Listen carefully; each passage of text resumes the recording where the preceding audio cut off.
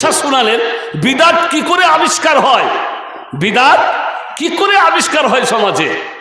তো বলছেন একটা আহলে হাদিস পরিবারের বিয়ে গেছে হানাফি গ্রামে, সেখানে এবারে বিয়ে পড়াতে দেরি হচ্ছে। তো ছেলের বাবা বলছে বিয়ে তাড়াতাড়ি করুন, বাড়ি ফিরতে হবে, সন্ধ্যা হয়ে যাবে।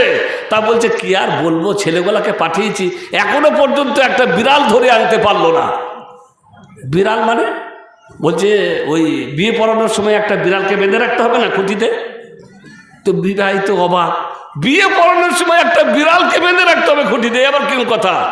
তা বলছে হ্যাঁ আমাদের বলি সাহেব বলেছেন যে বিয়ে পড়ানোর সময় ওই অনুষ্ঠান যেখানে বিয়ে পড়ানো হচ্ছে তার পাশে একটা বিড়ালকে বেঁধে রাখতে হবে তার পাশে।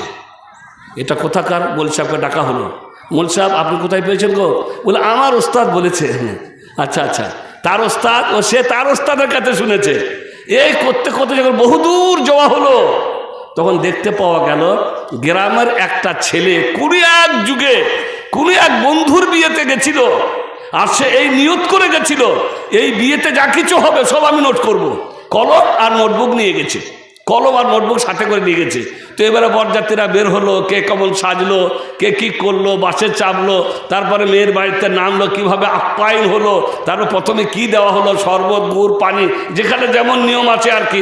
আমাদের বর্ধমান আর বীরভূমে তো মানে দারুণ ব্যাপার, বরযাত্রীদের সম্মান চরম, এমন খাওয়াতে হবে যা বাপের কালেও খায়নি, এমন আইটেম করতে হবে যা জীবনেও দেখেনি, নিত্য নতুন চরম আইটেম, একটাতে হবে না, অনেক রকমের মিষ্টি আর অনেক রকমের ফলমূল আমাদের দেশে খুব বাড়াবাড়ি আমাদের ওই এলাকাতে আছে আর কি।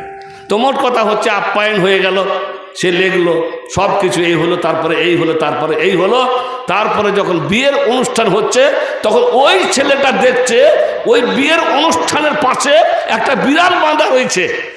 তখন লিখে নিল বিয়ের অনুষ্ঠানের সময় পাশের একটি খুঁটিতে একটি বিড়ালকে বাঁধিয়া রাখিতে হইবে। লেখা হয়ে গেল বুখারী শরীফ, বিবাহের অনুষ্ঠানের পাশে একটি খুঁটিতে একটি বিড়ালকে বাঁধিয়া রাখিতে হইবে। শেষ পর্যন্ত দেখা গেল যে এই হচ্ছে ওর বুখারী শরীফ, যার কোনো দলিল নেই। এইভাবে তৈরি হয় সমাজে বিদআত, হদিস নেই কিন্তু তৈরি হয়ে গেছে, দেখা দেখি দেখা দেখি দেখা দেখি এইভাবেই তৈরি হয়ে যায়। তো ভাই সুন্নত অনুযায়ী ইসলাম মোতাবেক আপনি বিয়ে করবেন, আর মায়েরা বা বাবারা তাদের ছেলে মেয়েদের বিয়ে দিতে চেষ্টা করবে।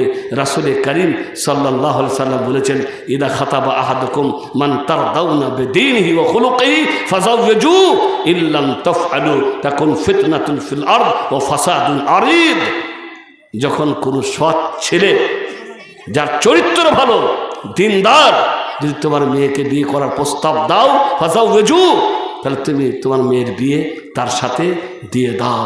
যদি এরকম না করো বড় ফিতনা হবে এবং বড় বিশৃঙ্খলা দেখা দিবে সমাজে। আমাদের কাছে দিনের কোনো মূল্য নেই। আমরা মেয়েরাও বা মেয়ের বাবারাও ছেলে দেখে চাকরি পেয়েছে না পায়নি। আচ্ছা আগামীতে এসএসসি পরীক্ষায় বসবে, এসএসসি পরীক্ষার রেজাল্ট হয়ে গেল, রেজাল্ট হয়ে যাওয়ার পরে তারপরে এবার অনেকের চাকরি হয়েছে মাশাআল্লাহ। আমার বড় শালা ওই চাকরিতে থাকে বলে আমি বলছি আর কি, তার কাছ থেকে শুনে বললো দুলা ভাই যখনই পোস্টিং হয়ে যায় নতুন নতুন ওর কারো কত মেয়ের বাবার যে টেলিফোন আসে, আচ্ছা তোমাদের ওখানে যে কজনের পোস্টিং হলো ওদের বিয়ে হয়েছে নাকি? মানে ওর পাত্রের দরকার এতদিন অপেক্ষায় ছিল যে চাকরি পাবে তবে বিয়ে দিবে, চাকরি পাবে তবে বিয়ে, বলে এত টেলিফোন আসে আর দামে বিক্রি হয়।